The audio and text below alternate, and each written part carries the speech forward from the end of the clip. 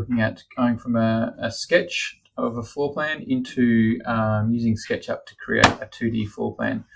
All right, so hopefully we've done a bit of thought and consideration around your floor plan in the sketching process, and we should have some dimensions to work with.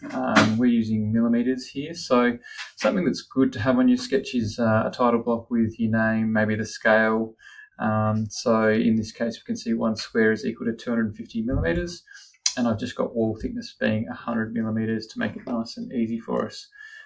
So with this sketch, you can see it's very basic. I've just got a 12 meter by 6 meter building, if you like, and inside that we've got a bedroom which goes through into a ensuite bathroom in this room here.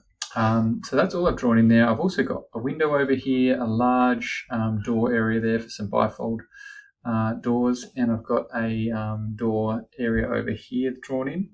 And for the doorways internally, I've left this one open, and this one here, I've just got a line going across, which will allow me in SketchUp to do a different maybe floor texture if I like, and the same over here in this bathroom or tiled area, I've just got a line going across. So let's look at how we go about doing this in SketchUp. So I'll just jump across to SketchUp now, and I'll be referring to my drawing to get some dimensions. Now I've got my views up the top here, so it's a nice control panel to have. So I'm just going to go top-down view, and we're going to look at, I might go from camera and parallel projection. I like that better for looking down on a floor plan. So I'm just going to get my rectangle tool to start with, and snap one to the origin, and then go 12,000, 6,000. Because I'm using millimeters, so 12 meters by 6 meters. Now, just remembering the template that I opened was interiors millimeters before I started this. So there we go, we've got that initially. Now I might just use my offset tool to come in here and grab that, bring it in, and I said my wall thickness was going to be 100, so I'm just typing that in. And then I'm going to look at that first room. So let's have a look at it. It is from the corner, 2,000, from the internal corner, 2,800 by 3,900. All right, so let's grab a rectangle, snap it over here, and we want to go 3,900, 2,800, enter. All right, so just double checking on that. Yep, happy with that. All right, so let's have a look at the next element. Okay, so I might just try using my tape measure tool for this next part. So I'll escape all commands, and then T for tape measure. And I'll see if I can just create a guideline over here that is 100. All right, and then I can use that to draw my next room. So let's have a look, what was it? 2,900 by 2,800. Okay, so rectangle.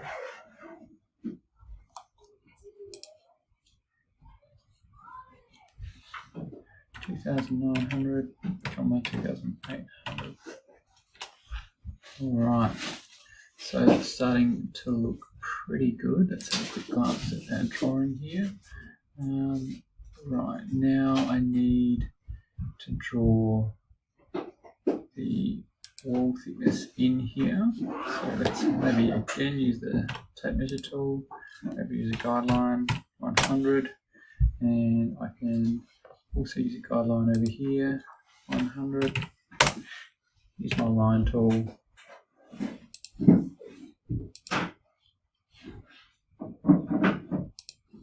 Okay, it's starting to look pretty good. Now, let's have a look at our drawing again. I did have a wall sitting in here, so let's have a look at that. We've got it positioned around 2,550, in that direction. And I don't have the dimension drawn in, but because I have the scale, I can work this out. We've got 1, 2, 3, 4, 5, 6. So we're looking at 1.5 meters across. All right, so let's see if I can do that now. 2,550. All right, so again, tape measure tool.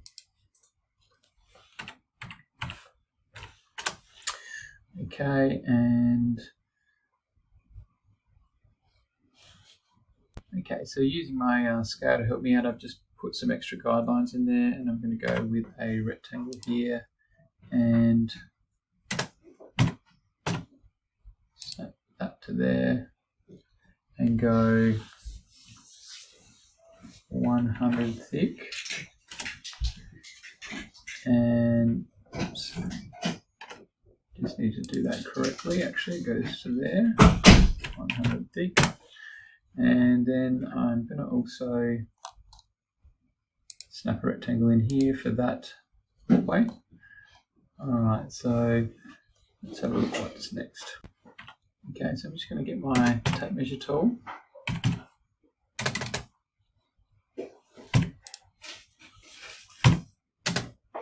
Here we go, and do 650, and then that gives me a starting point for my door, which is going to be 1 meter in this case. It's going to be a sliding door to enter that room. Now let's have a quick glance at our sketch here.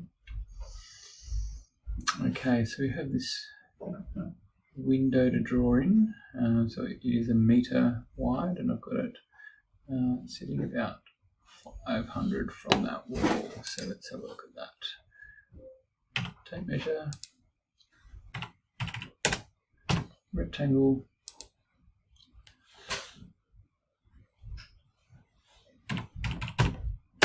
there we go, and jump back to here, and we'll look at the end over here. So we're looking at about 900 from each side. So we'll get my tape measure.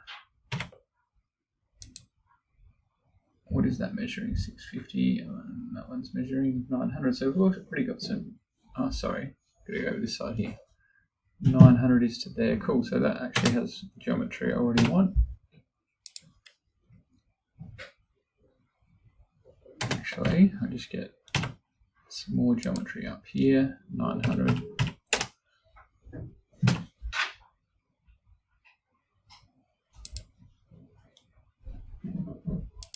Okay, drawing that in, and we've got one more window over here, and we're looking at aligning with that same internal wall there, and we've got 1, 2, 3 meters. All right, so let's have a look. I want to get a guideline up for that. A few ways I could do it. Let's have a look and see if I can do 1 click, 2 click. There we go, and 3 meters. So rectangle. All right. Actually, I'll just check on this. Yep.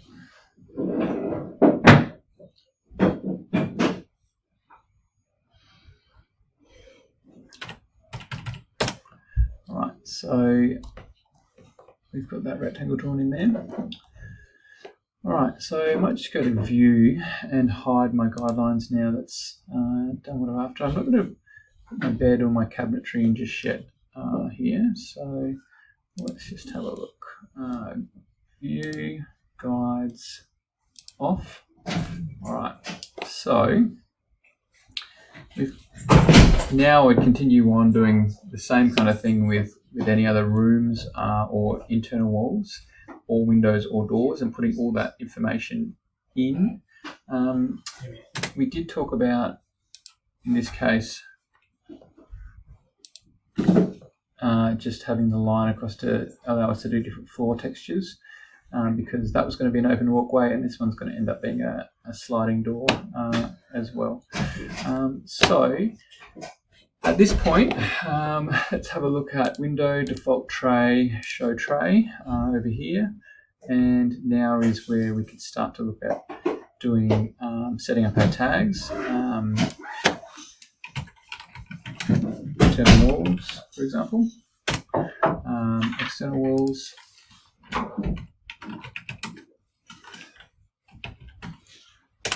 Okay. And now I've set that up. We could then work our way around and start to group things. So at the moment, nothing's grouped. Everything shows up individually when I click on it.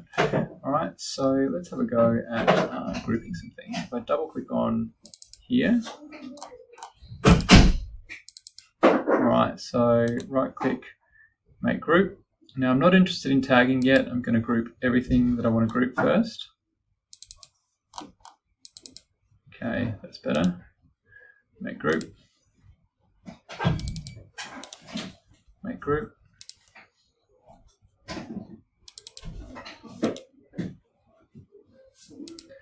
Now just pause the video while I go around and do. Now I've got around and I've grouped everything. So if I click on an item, I can see that it lights up the whole thing, and I'm not getting that blue dotted appearance.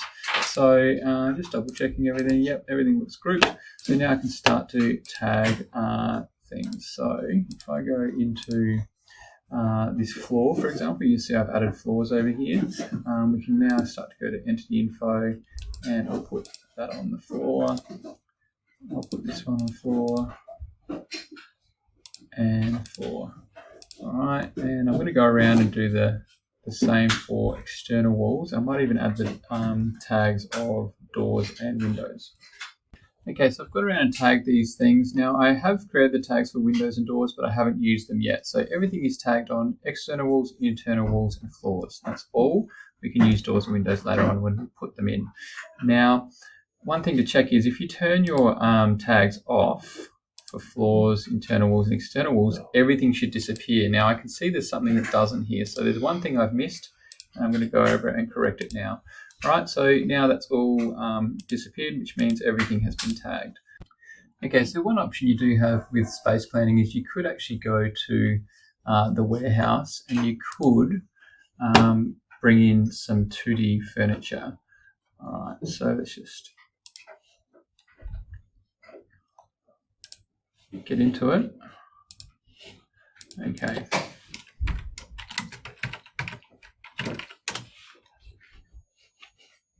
Now, like I like to do when I search things is filter by popularity or number of downloads or clicks. And what we can do is just grab one of these and bring it into our model.